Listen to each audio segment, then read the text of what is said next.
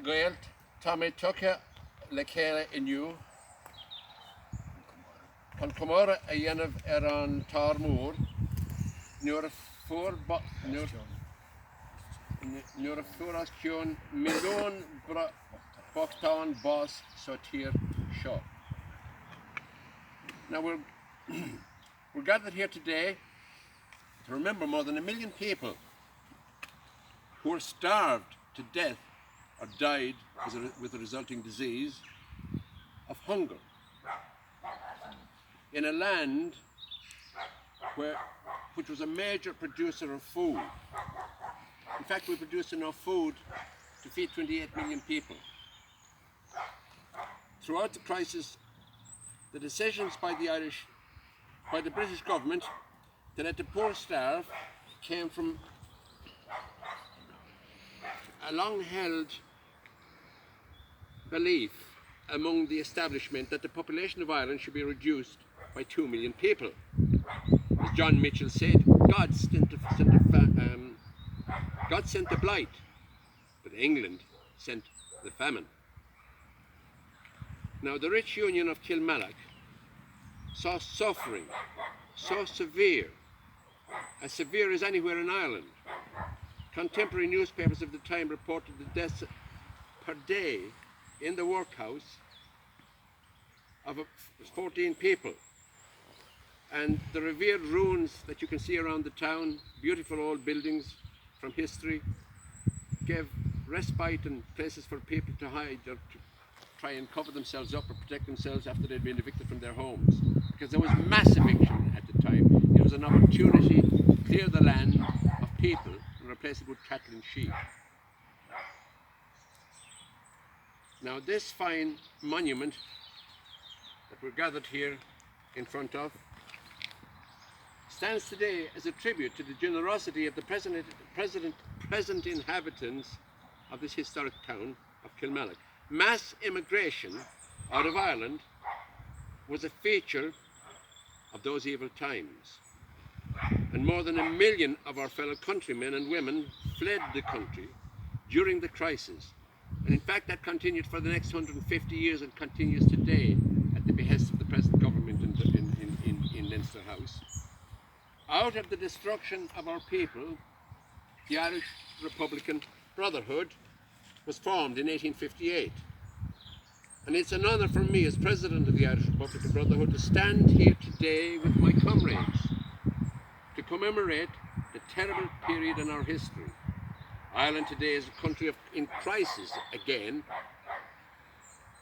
Foreign domination of the Irish through industry and treachery of a large section and treachery of our government has left a large section of the Irish people without hope. People are immigrating in mass again. Leinster House doesn't serve the interests of the Irish people. The broad mass of the Irish people are suffering desperately as a result of what's happening in Leinster House today among people who vote for each other when they're not even there. Agriculture has always been the most important industry in Ireland, but today 3/4 of the farmers have no future for themselves or their families. Their holdings are becoming non-viable because of the economic situation that are being created by the beef industry and other industries. And there's a rapid increase of social destruction of rural Ireland. The villages, the rural communities are being systematically and deliberately destroyed. And when the farmers lose their independence, rural Ireland is completely destroyed. Farmers must organise and defend their lands and their country for the sake of themselves, their people and the country. The people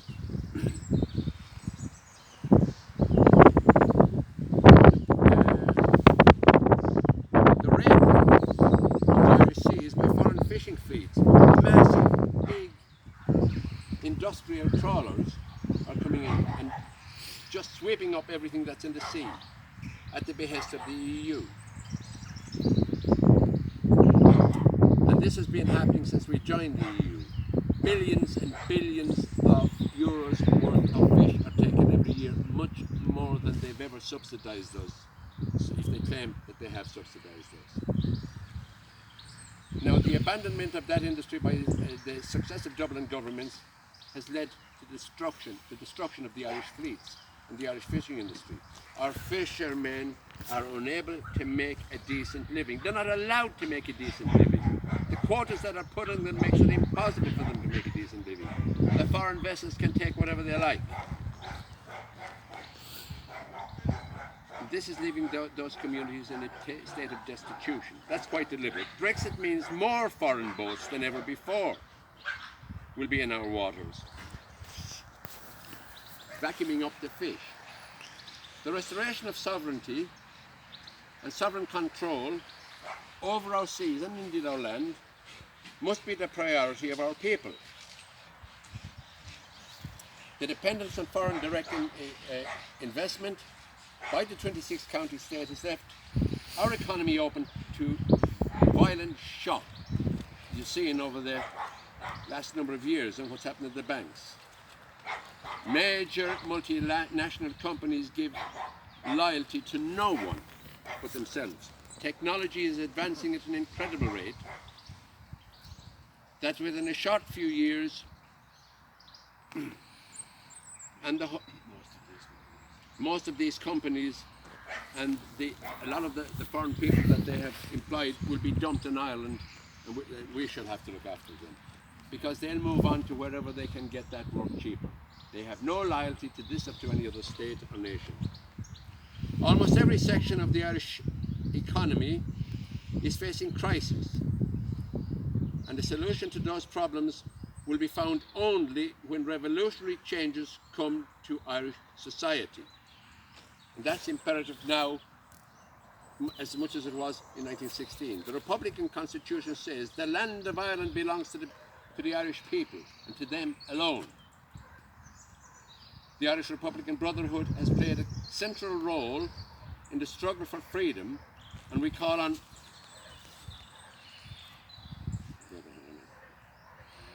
all those who love their country to get involved in the cause of true Irish freedom.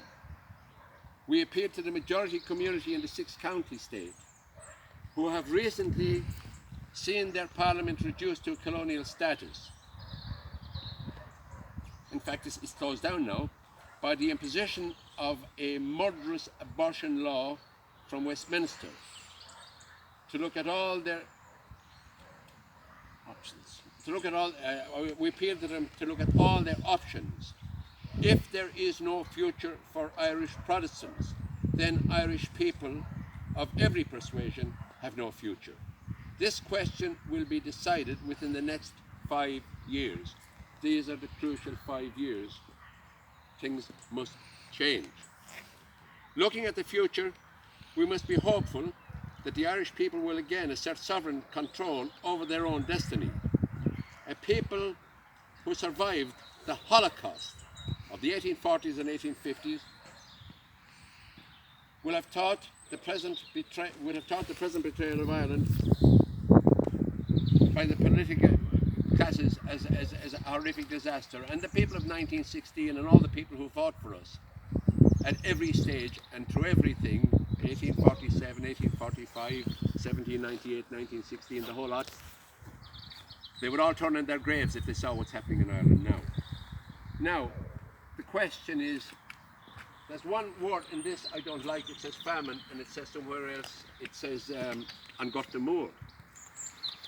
Now, I was looking in the last few days at the ship ladings of what left our ports. From the port of Limerick alone, 1 day's shipping would have fed the county for 1 full year. The same happened in County Cork, Galway. In Clonmel, the barges went down the river to Carrick-on-Suir. They had to be protected by cavalry and platoons of soldiers to get them as far as Carrick. Then the ships took the food out. 50,000 pigs were shipped out in 1 year from Clonmel area by the establishment in Clonmel, who were an ascendancy class who let the people around them starve to death at the behest of the British government. Now, not all landlords were bad. There were some good ones, and particularly few in County Limerick.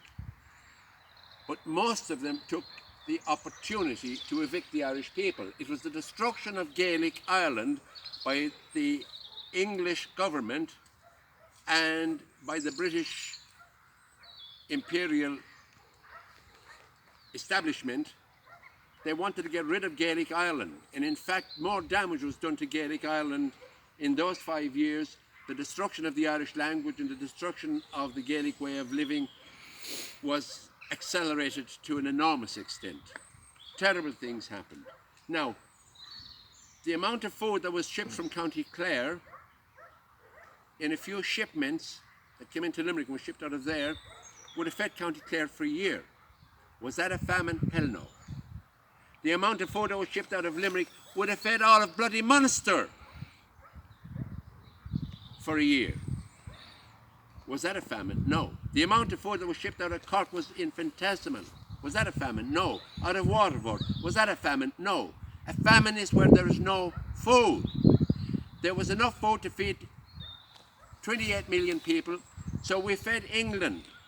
Now, there was a statement in 1845 that England was in crisis because they saw the destruction of the potato in England, and they said the working man in England's 2 main meals a day were potatoes, and they had to find food someplace to feed them or there would be a famine in England. There was more likelihood of famine in England than in Ireland because we produced enough food not to feed just us but to feed them as well.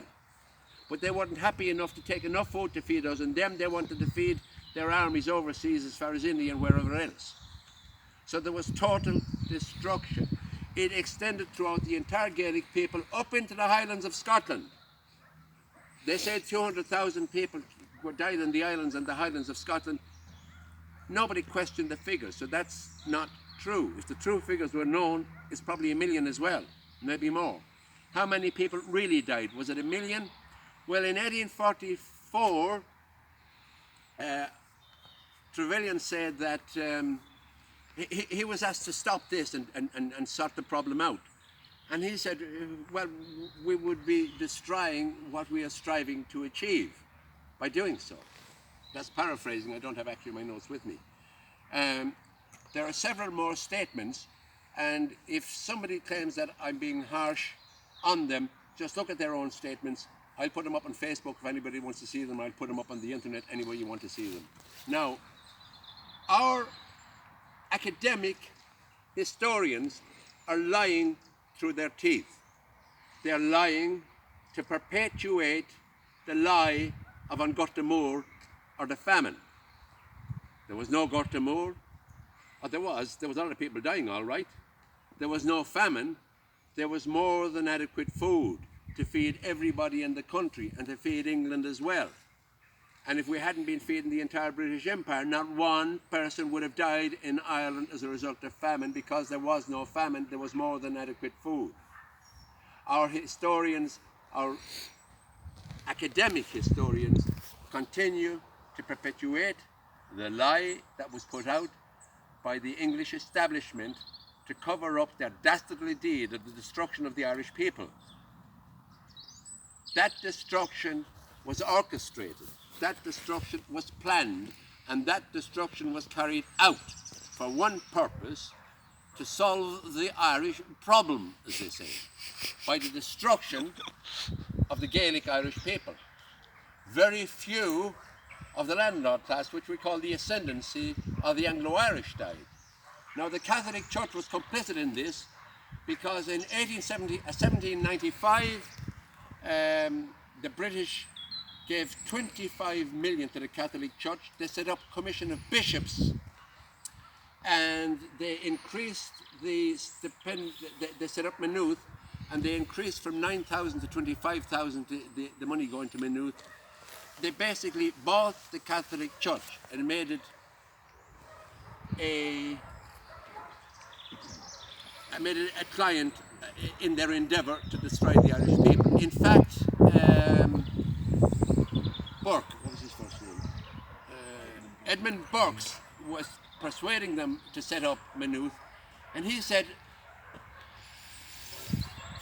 one priest that will cost you nothing is more valuable in keeping the people down than a platoon of soldiers. I appealed to you to set up this college, and they did. And the plan worked to perfection. Now, there were good priests that fought for the people, going back to Father Murphy in 1798 in Wexford and things like that. So the basic ones in the ground were okay, but not one priest starved during the so-called famine, which was really a Holocaust. In fact, the Jewish people, when they saw 6 million dead as a result of what the Nazis and Adolf Hitler did, they called it a Holocaust. They admitted it. The Irish people have been hoodwinked and lied to and fooled into believing it was a famine. We've got to look at the truth, we've got to study our history, and we've got to realize that it was a Holocaust exactly the same as what happened to the Jewish people, except perpetrated in a different way. And it was as severe, and it was as horrific, and it was as destructive as any other Holocaust that ever took place in any other part of the earth. The British were masters at creating Holocausts. And today we stand on the grounds underneath which are buried thousands of people who died as a result of that. In this town alone, there's not one family, if they look back in their history, that weren't affected by this. There's not one family that didn't lose somebody as a result of this. It's a very, very personal thing. In fact, if we look at ourselves, if we go back in our own families, we'll find death and destruction as well.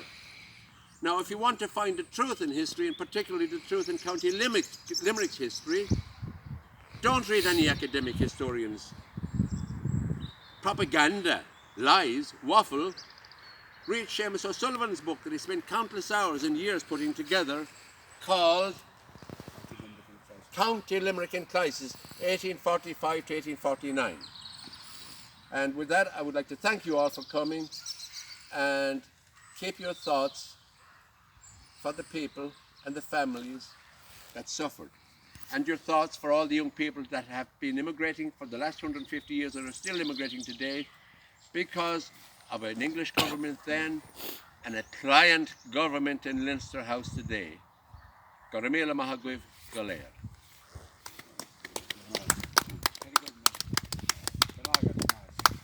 Now I'll call on Marshal Killmallock Reid in our own behalf.